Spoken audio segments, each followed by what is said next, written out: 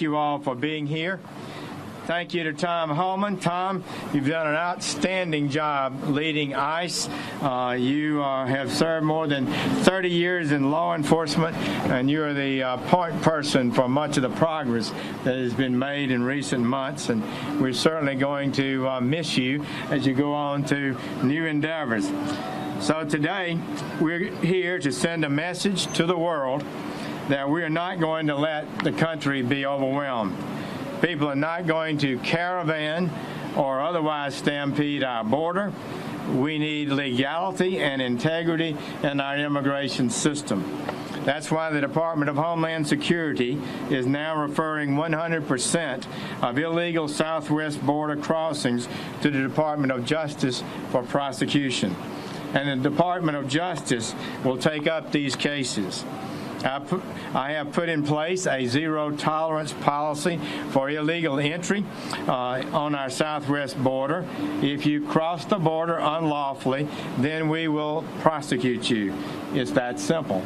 If you smuggle illegal aliens across our border, then we will prosecute you. If you are smuggling a child, then we will prosecute you. And that child may be separated from you as required by law. If you make false statements to an immigration officer or file a fraudulent asylum claim, that's a felony. If you help others do so, that's a felony also. You're going to the jail. So if you're going to come to this country, come here legally. Don't come here illegally. Why do you work for this administration? Do you want to enforce these policies? In order to carry out these important policies, I have sent 35 prosecutors to the southwest border and moved 18 immigration judges to the border. These are supervisory immigration judges that don't have existing caseloads and will be able to function full-time on moving these cases. There will be about a 50% increase in the number of immigration judges who will be handling asylum claims. These actions are necessary, and they are made even more necessary by the massive increases in illegal crossings in recent months. In this February, saw a 55% increase in apprehensions over February last year. This March saw a triple number from last March, and April saw a triple number from last April. Those were the first months of the Trump administration, which saw some dramatic reductions. These trends are clear. These trends must end. 11 million people are here already illegally. That's more than the population of Portugal or Georgia. This situation, of course, is many years in the making. For decades, the American people have been pleading with their elected representatives for a lawful system of immigration that serves the national interest, and a system that we can all, as a nation, be proud of. That is not too much to ask. The American people are right and just and decent to ask for this. They are right to want a safe, secure border and a government that knows who is here and who isn't. Donald Trump ran for office on that idea. I believe that this is a big reason why he won. He is on the fire about this. This entire government knows how strongly he feels about it. The American people have a right to expect that the laws their representatives voted for are going to be carried out. Failure to enforce our duly enacted laws would be an affront to the American people and a threat to our system of government and the rule of law. And these laws are the most generous immigration laws in the world. We accept 1.1 million permanent legal residents every year. That's more than the population of Montana every single year. These are the highest numbers in the world. In addition, we allow 600,000 job takers, workers into the country each year, and hundreds of thousands of students. I have no doubt that many of those crossing our border illegally are leaving behind difficult situations. but we cannot take everyone on this planet who is in a difficult situation. According to a Gallup poll from a few years ago, 150 million people around the world would like to immigrate to the United States now. So it's obvious we cannot take everyone who wants to come here without also impacting the citizens and interests of the American people that we're sworn to protect. We have to have limits, and Congress has set limits. And if you want to change the laws and alter the limits, that should be done through Congress. American people would have to lead that change. But I think they feel good about the limits that we have, and they like to see them enforced. Immigrants should ask to apply lawfully before they enter the country, of course. Citizens of other countries don't get to violate our laws or rewrite our laws. People around the world have no right to demand entry into this country. It would be a violation of our sovereignty and our law. So we have a great nation, the greatest in the history of the world. It's no surprise that people want to come here, but they must do so properly. They must follow our laws or not come here at all. Make no mistakes, the objections, the lawsuits, sanctuary jurisdictions often evidence a theory of open borders. They simply seem to say that no immigration law can be enforced no matter what. That's the very definition of no law or open borders. And so this department, under President Trump's leadership, is enforcing the law without exception. We will finally secure this border so that we can give the American people the safety and peace of mind that they deserve. Tom Homan will also speak next. I want to congratulate Adam Braverman, our acting United States attorney here. We've asked him to step up the effort in this sector, and he's done a fabulous job at that. Your numbers are going to double the last 2 years' numbers this year in prosecutions at the border, and I know you have additional ideas to do better than that. So, Tom, it's a pleasure to be with you. Thank you for the leadership you've given to your country and the patriotism you've displayed. Thank you. I do not have prepared remarks. The Attorney General said a lot what I was going to say, but I just want to add a few things. First of all, to the Attorney General, DHS stands shoulder to shoulder with him. The men and women, the Border Patrol, all full ICE, Secret Service. The Secretary of Department of Homeland Security, Secretary Nielsen, is a strong advocate for law enforcement. She's a strong advocate for the rule of law. We're grateful she's our secretary. She has empowered these law enforcement agencies to enforce the laws enacted by Congress. We aren't making any laws up. We're enforcing the laws enacted by Congress. These are laws on the books, laws that we all took an oath to enforce. So our secretary has her back in this. She's a strong secretary, and I appreciate her leadership on this issue. Let me deal. I want to do just a couple issues. First of all, I see a lot of stories today about how we created a new policy about separating families. I want to be clear. DHS does not have a blanket policy on separating families as a deterrent. We have always separated families under two situations. One, where we can't establish that as a parent, and that child is being trafficked. Children have been abused by alien smuggler organizations. We have numerous cases about that, so we need to ensure that people claim to be a parent is a parent. Second issue when we separate is when someone's prosecuted. Every law enforcement agency in this country separates parents from children when they're arrested for a crime. We are a law enforcement agency. We are enforcing the criminal laws. So I want to make that perfectly clear. There is no new policy. This has always been the policy. Now, you will see more prosecutions because the Attorney General's commitment to zero tolerance. Finally, I usually don't address hecklers, but I want to address this one. The only shame in this media event is people that want to call out American patriots, men that stand all around me in these uniforms, that strap a gun to their hip every day, leave the safety and security of their homes every day to defend this nation and defend the community. They're doing their sworn oath. That is our job.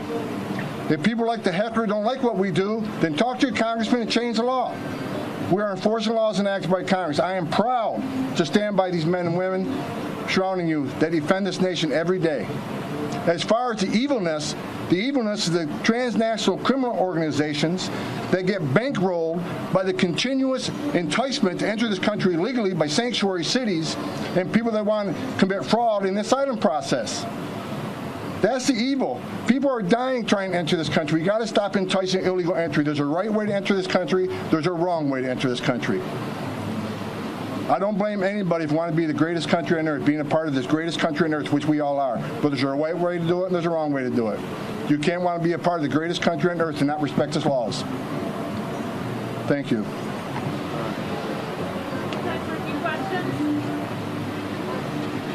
Elliot Stein, Associated Press Succession Side, talks about asylum, whether that the asylum claim will figure at all in your calculations of whether to prosecute, and also if you can address this opponent's point. Do you expect this policy to lead to an increase in families being separated?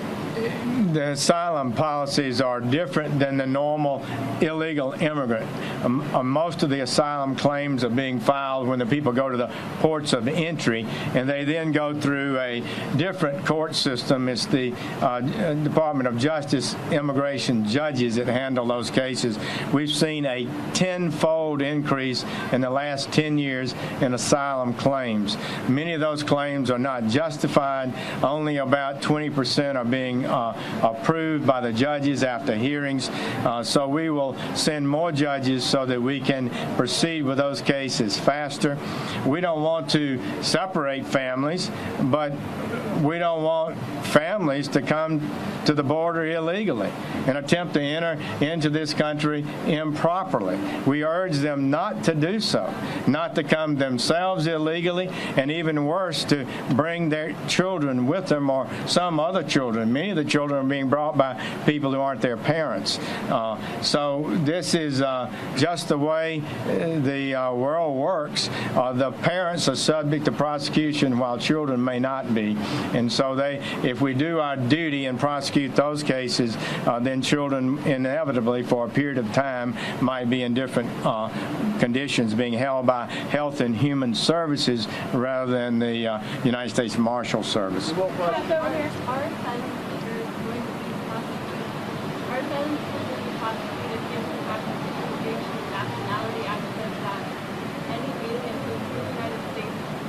Whether or not they enter through the port of entry has the right to apply for asylum. Will they still get that right? Well, persons who enter our border, even if they want to claim asylum and don't come through the port of entry where we have processing there, would be subject to prosecution, yes.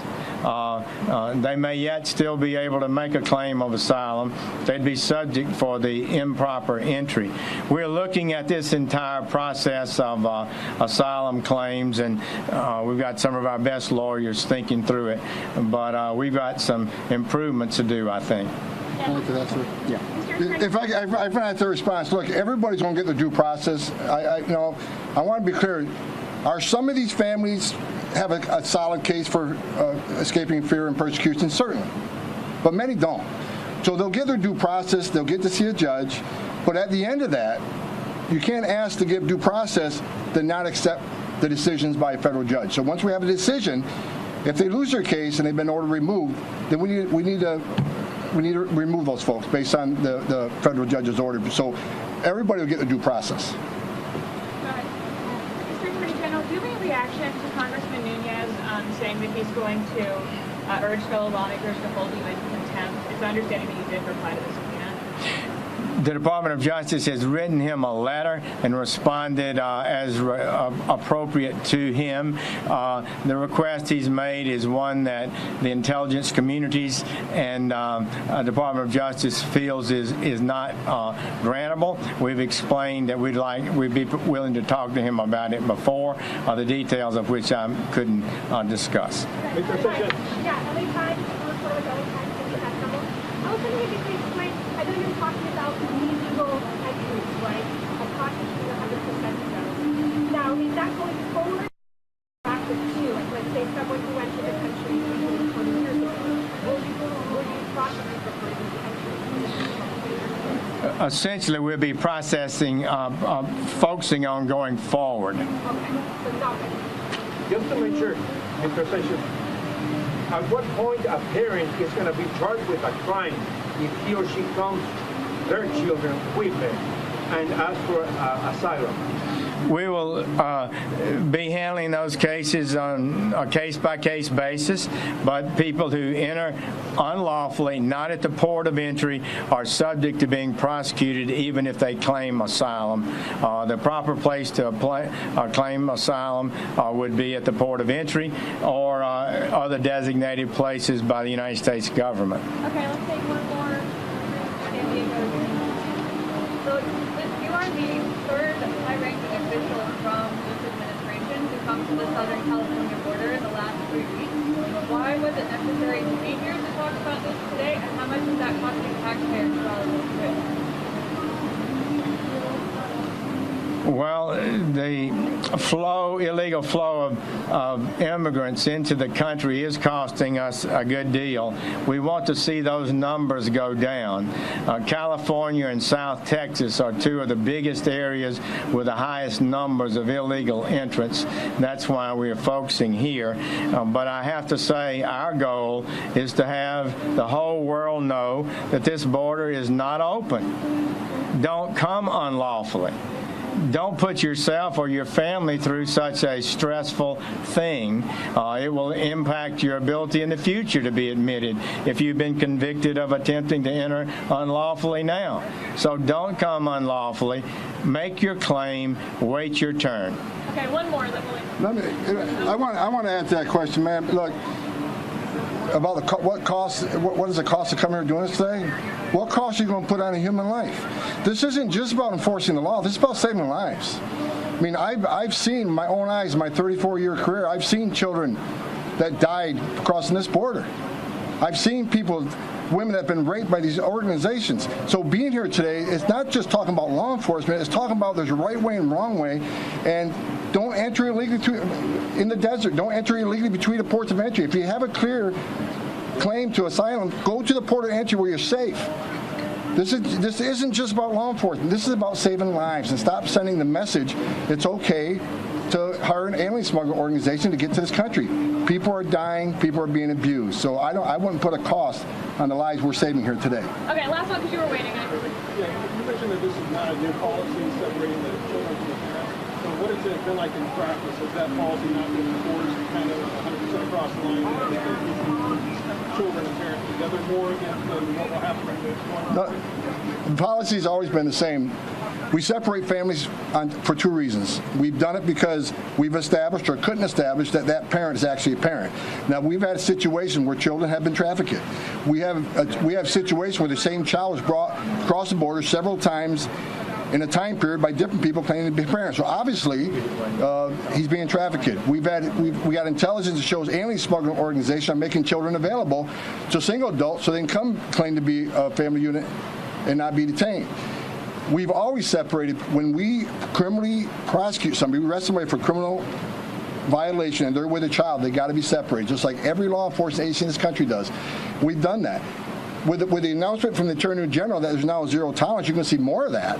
But I want to make something clear. There's no blanket policy to separate families for a deterrence message. The policy remains the same. There's just going to be more of what we've been doing based on the zero tolerance policy. Okay. Thank you. Yeah. We're good. Okay, thank you.